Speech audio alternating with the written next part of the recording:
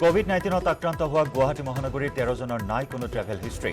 3 দিনত পাণবজাৰৰ হৰিসভা অঞ্চল, বিষ্ণুপুৰ আৰু ফটাকিল আম্বাৰীত 3জনকৈ লোক কোভিড-19 আক্ৰান্ত হোৱাৰ পিছতে মহানগৰীত কৰোনাৰ সামাজিক সংক্ৰমণ হোৱাৰ আশংকা প্ৰকাশ কৰিছে খোদ স্বাস্থ্যমন্ত্ৰী ডক্টৰ হিমন্ত বিশ্ব শৰ্মাই। বুধবাৰৰ দিনটোত মন্ত্ৰীগৰাকীক মহানগৰীৰ বহুকেইটা কণ্টেইনমেণ্ট জনলৈ গৈ পৰিৱেশ পৰিস্থিতিৰ বুজ লোৱা পৰিলক্ষিত হয়। এই পৰ্যন্ত ৰাজ্যত ৩,২৮৫জন আক্ৰান্ত হৈছে কোভিড-19।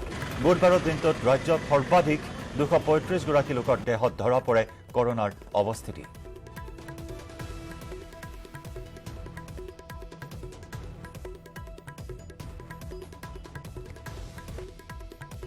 জৈন ফাৰ্মাত বুলি এখন ফাৰ্মাচী কোম্পানী এটা আছে, তাতে আগত এটা আমি পজিটিভ পাইছিলোঁ, তাতে আজি আমি দ্বিতীয় পজিটিভ পালোঁ। আৰু এই অঞ্চলতে হৰিসভাৰ কাষৰ বিল্ডিংটো মানে 100 মিটাৰ ৰেডিয়েছত এইটো থাৰ্ড কেছ। গতিকে অলপমান ইয়াত বিভিন্ন জেগাৰ পৰা মেডিচিনৰ কাৰণে মানুহ আহে, মেডিচিন লয়, মেডিচিন ঘূৰি আহে, ষ্টক আহে, মানুহে ল'ব যায়, জনসমাগমটো বেছি। গতিকে আমি চিন্তা কৰিছোঁ যে এই এৰিয়াটোত আমি চেম্পুলো ল'ব লাগিব আৰু পাৰিলে হয়তো 7 দিনমানৰ কাৰণে অলপ ষ্ট্ৰিক্ট কণ্টেইনমেণ্ট আমি ইয়াতে এনফৰ্চ কৰিব লাগিব। সেই ষ্ট্ৰেইনটো ক'ৰবাত নহয় ক'ৰবাত আমি ৰখাব লাগিব। সেইকাৰণে গুৱাহাটীক লৈ অলপ চিন্তা আছে।